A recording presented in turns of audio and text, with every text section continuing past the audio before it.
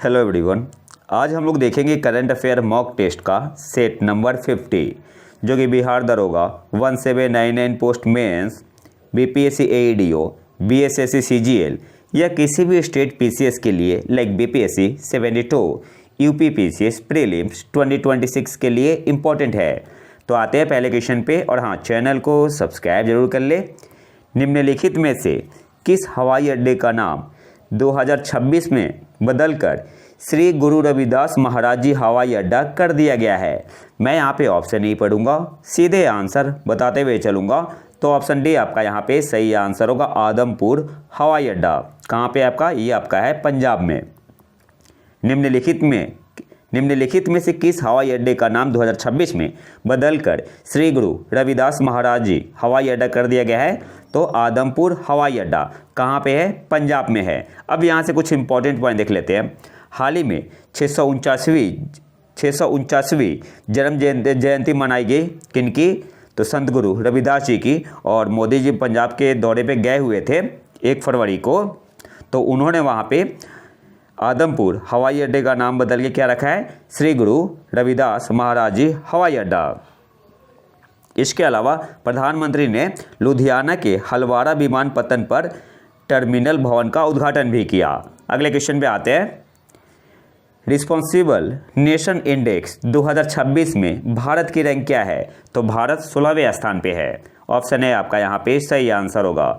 Responsible nation index 2026 में भारत की rank क्या है? तो भारत 16वें स्थान पे है। ऑप्शन है आपका यहाँ पे सही आंसर होगा। अच्छा, इसमें टॉप पे कौन पे है? तो पहले स्थान पे है सिंगापुर।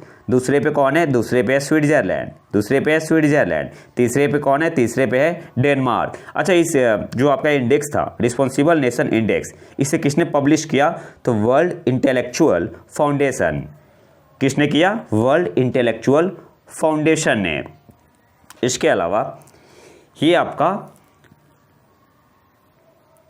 जो वर्ल्ड इंटेलेक्चुअल फाउंडेशन है ये बेस्ड है न्यू दिल्ली में, बेस्ड इन न्यू दिल्ली। इस और ये आपका इस्टेब्लिश कब हुआ था?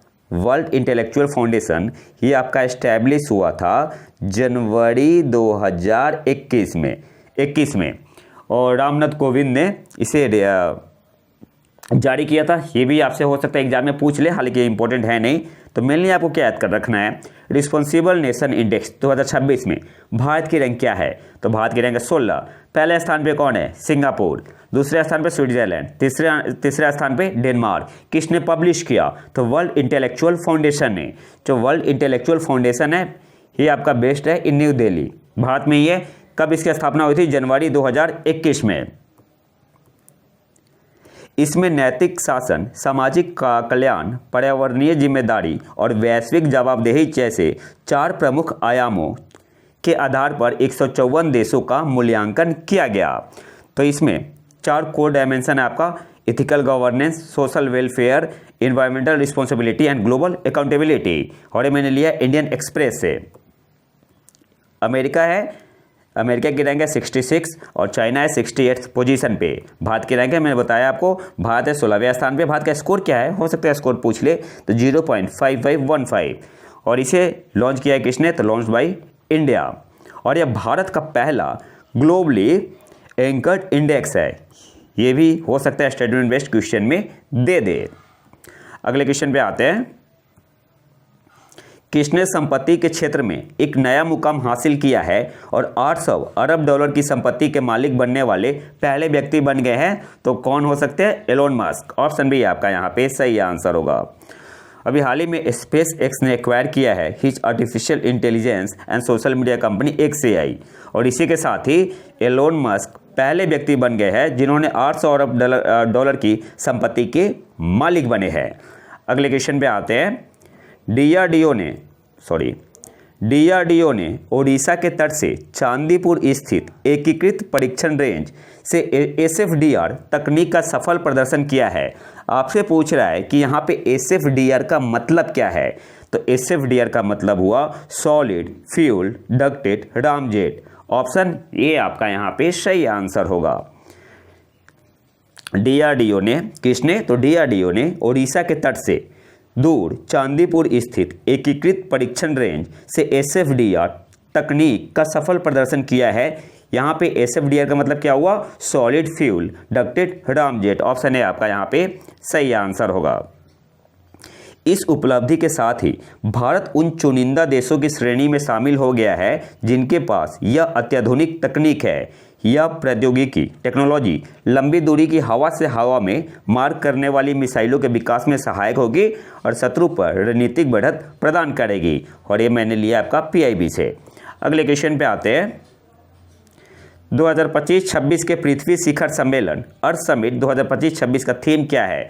तो ऑप्शन सी आपका यहाँ पे सही आंसर होगा, empowering rural innovation for global change. और इस टाइप का क्वेश्चन एग्जाम में आता है। अर्थ समिट 2025-26 का थीम क्या है? Empowering rural innovation for global change. अब यहाँ से और कुछ इंपॉर्टेंट पॉइंट देख लेते हैं। इसे होस्ट किसने किया? अर्थ समिट 2025-26 को, जो कि पहला एडिशन था। ये भी याद रखना है, पहला एडिशन था। और ये सब स्टेटमेंट बेस्ड क्वेश्चन पूछता है। स्टेटमेंट में दे देगा ये आपका तीसरा एडिशन था, सेकंड था, तो ये आपको याद क्या रखना है कि पहला एडिशन था अर्थ समिट 2025-26। इसे होस्ट किसने किया? तो नाबार्ड और internet and mobile association of India IAMAI ने। और ये 3 शहरों में हुआ था, series of 3 conference to be held in Hyderabad, Gandhinagar और न्यू दिल्ली। तो ये भी याद रखना है। अगले क्वेश्चन पे आते हैं। इन्वेसिव प्लांट आक्रामक पौधों की प्रजातियों की पहचान करने के लिए नियोफाइट ID एप्लीकेशन किस राज्य सरकार द्वारा लॉन्च किया गया था?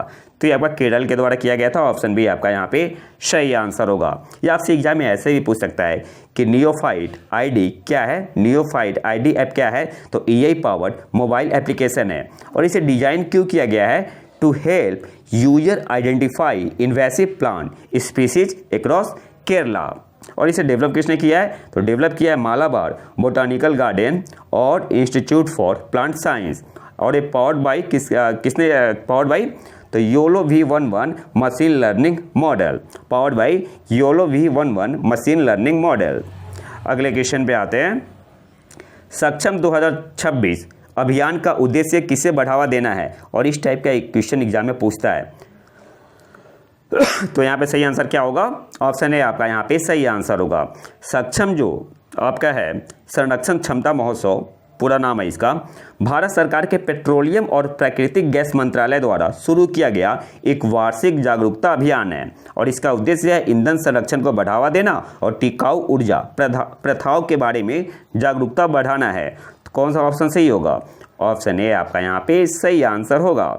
इसके अलावा जो सक्षम 2026 था, ये आपका 2 से 16 फरवरी 2026 तक चला था। और 2026 की थीम क्या थी? Conserve oil and gas go green. Hindi में क्या बोलेंगे? तेल और गैस बचाओ।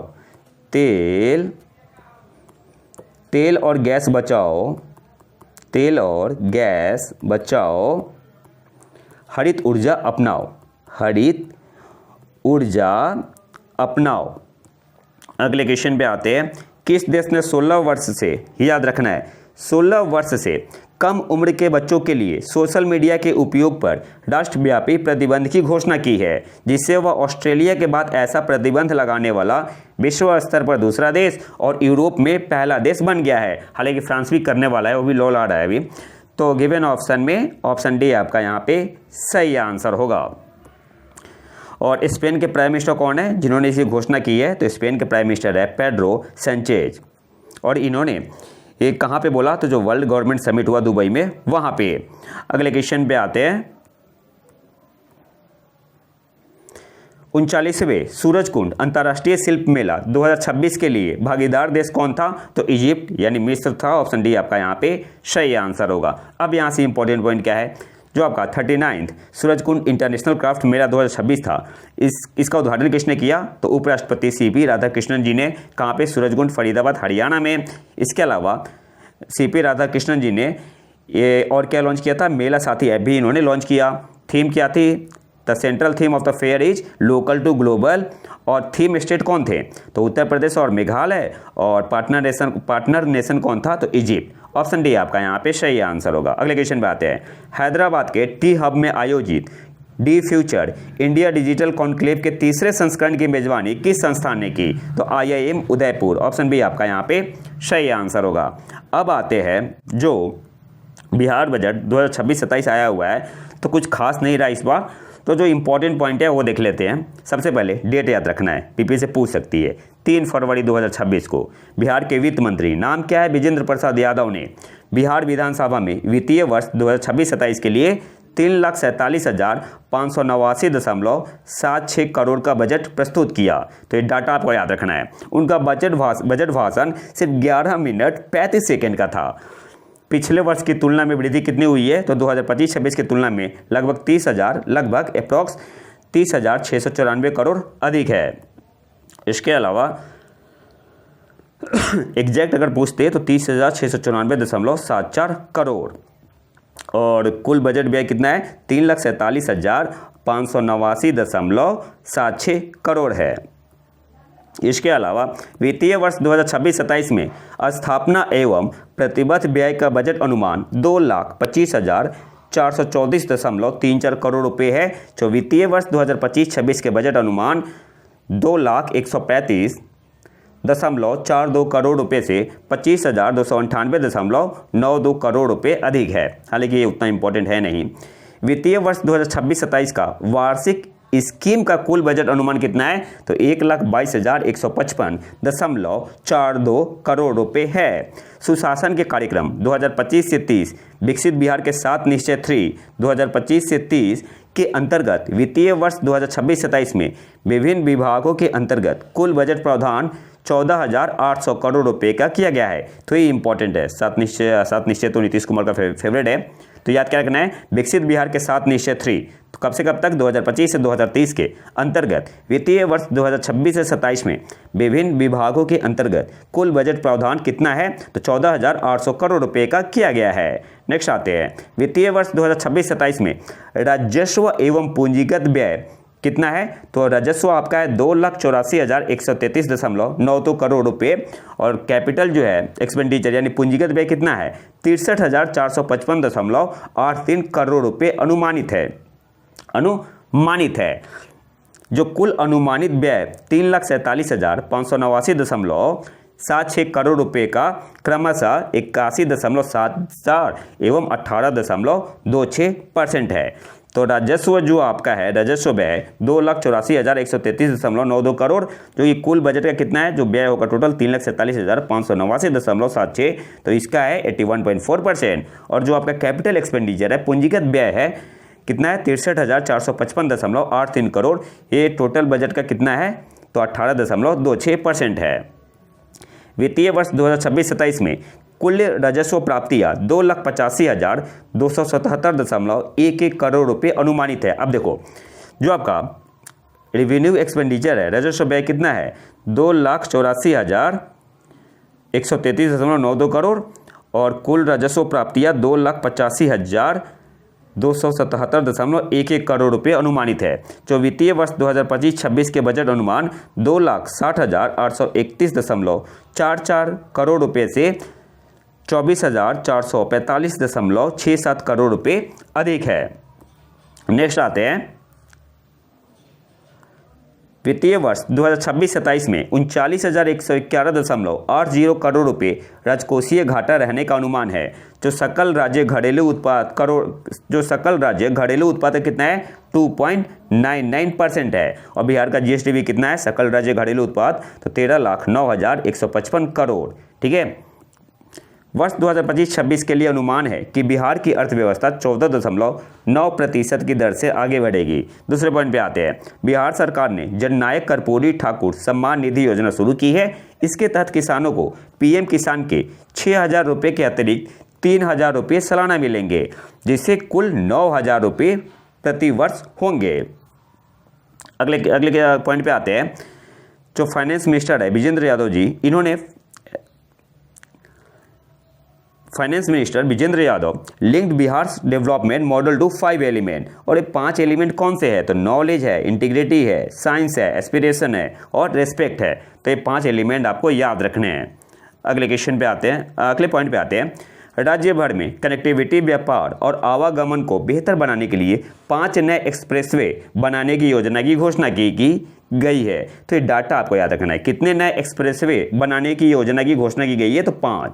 अब देखते हैं, तो सबसे ज़्यादा बजट दिया गया था शिक्षा एवं उच्च शिक्षा विभाग को, कितना दिया गया है, तो शिक्षा एवं उच्च शिक्षा 68,216.95 करोड़। इसके बाद ग्रामीण विकास आता है 23,701.18 करोड़।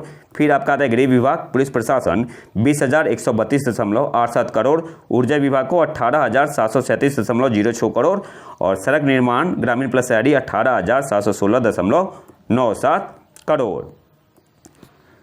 अनुसूचित जाति के लिए तो 19,603.02 करोड़ और अनुसूचित जनजाति के लिए 1,648.42 करोड़। अच्छा, पैसा सबसे ज़्यादा आता कहाँ से है, तो आय के मुख्य स्रोत में सबसे ज़्यादा आता है केंद्रीय करों में राज्य का अंश 45.49 पैसे, और यह बिहार की आय का सबसे बड़ा हिस्सा है। और सबसे ज़्यादा खर्चा कहाँ पे होता है, बस 2 ही पॉइंट याद रखने मेनली, तो सामाजिक सेवाएं में कितना, तो 100 पैसा में 41.5 पैसा सामाजिक सेवाएं में खर्चा होता है। बजट का लगभग आधा हिस्सा जन कल्याण और सामाजिक योजनाओं पर खर्च होता है। इसके बाद आपका हो गया सामान्य सेवाएं पे, ये 28.12 100 पैसा में इतना पैसा 28.12 पैसा सामान्य सेवाएं पे खर्चा होता है। और आर्थिक सेवाएं में 23 नंबर पे आता है आर्थिक सेवा।